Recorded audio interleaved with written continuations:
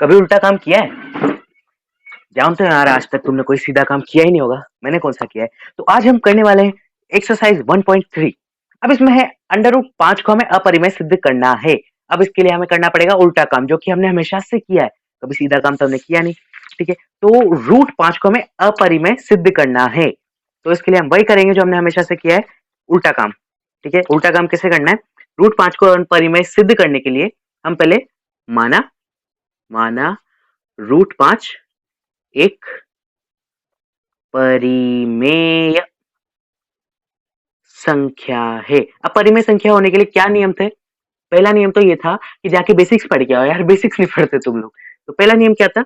अतः हम इसे p बटा क्यू के रूप में लिख सकते हैं। p बटा क्यू के रूप में लिख सकते हैं अंडर रूट 5 को लिख सकते हैं। कैसे लिख सकते हैं भी बताऊंगा। तथा p तथा q असहभाज्य संख्या है। असहभाज्य संख्या कैसे? जैसे कि 1/2, जिसमें नीचे की संख्या से ऊपर की संख्या में पूर्णतः भाग नहीं जाता, पॉइंट को नहीं गिनते उसमें। ठीक है, जैसे यहाँ पे 0.5 नहीं लाना।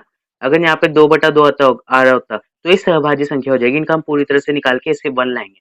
यहाँ पे 6/3 आएगा, तो इसमें आएगा 2/1। इस तरह से अगर ऐसी संख्या, ये मतलब ये वाली असहभाज्य संख्या है, ये वाली असहभाज्य संख्या नहीं है। तो जहाँ पर p बटा क्यू असहभाज्य संख्या है ना, तो हमें अंडर रूट 5 को परिमेय संख्या सिद्ध करना है, अपरिमेय सिद्ध करना है, लेकिन उसके लिए हमने पहले परिमेय मान लिया। अब इसे p बटा क्यू के रूप में कैसे लिख सकते हैं? p बटा क्यू बराबर अंडर रूट 5। अच्छा, अब क्यू को इधर ले जाते हैं। p is equals to q और नहीं, अंडर रूट 5 क्यू। अब इनका वर्ग कर देते हैं अपन। वर्ग क्यों कर दे? सवाल करना है ना, तो वर्ग करना जरूरी है। वर्ग करने पर p square is equals to 5 q square. अब क्यू स्क्वायर को वापस यहाँ पे ले जाएंगे, p स्क्वायर बटे क्यू स्क्वायर, नहीं 5 को यहाँ पे ले जाएंगे। 5 is equals to q square. ठीक है, p स्क्वायर ये 5 से कॉमा लगाते बीच में, 5 से भाज्य है। भाज्य कैसे? p स्क्वायर में हम 5 का भाग दे पा रहे हैं, अभी दिख रहा है ना। p स्क्वायर में 5 का भाग देने पर क्यू स्क्वायर आ रहा है। p स्क्वायर 5 से भाज्य है, अतः p भी 5 से भाज्य होगा। होगा नहीं होगा? देखो अभी यहाँ पर 3 का स्क्वायर यानी कि 9 अगर 3 से भाज्य है, डिवाइडेड बाय 3, तो 3 बार जा रहा है, तो 3 भी तो 3 से भाज्य होगा ना। किसी संख्या का वर्ग अगर किसी संख्या से भाज्य है, तो वो संख्या भी उस संख्या से भाज्य होगी। ओके, तो हम इसको लिख सकते हैं p बटा रूट 5 इज इक्वल्स टू के हमने माना एक धनात्मक पूर्णांक।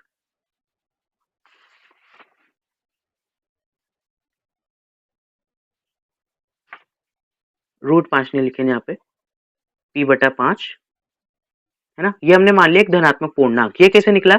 p स्क्वायर यहाँ पर है, ये 5 से भाज्य, तो p भी 5 से भाज्य होगा, यानी कि यहाँ पर हम नीचे 5 लिख सकते हैं और ऊपर p लिखेंगे ही लिखेंगे। ठीक है, अब हमने मान लिया जो कि धनात्मक पूर्णांक है। इसको हमने मान लिया समीकरण 2, इसको हमने मान लिया समीकरण 1। हमें यहाँ से मिल गया k का मान।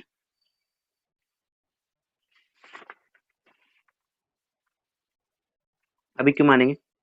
अब हम मान लेते हैं, इसको इधर ले गए, p is equals to 5k हो जाएगा। तो हमें इससे p का मान मिल चुका है। अब p का मान, इसको हमने समीकरण 2 माना। समीकरण 2 के मान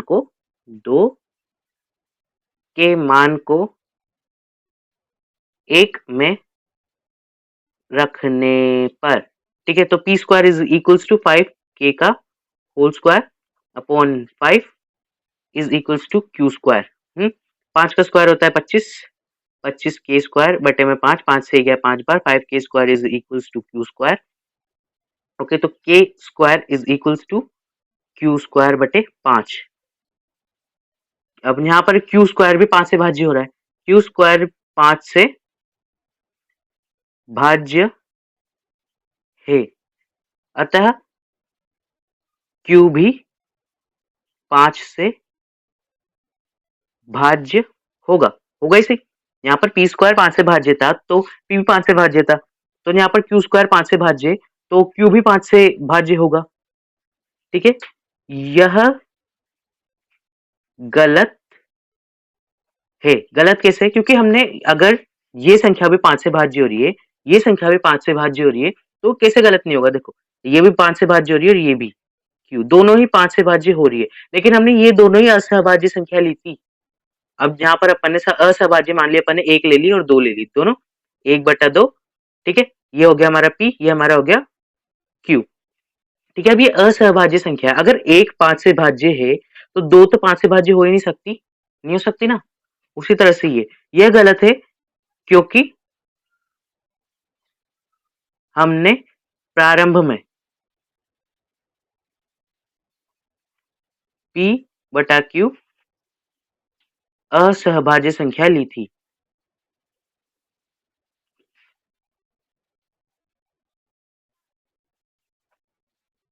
ली थी। यह विरोधाभास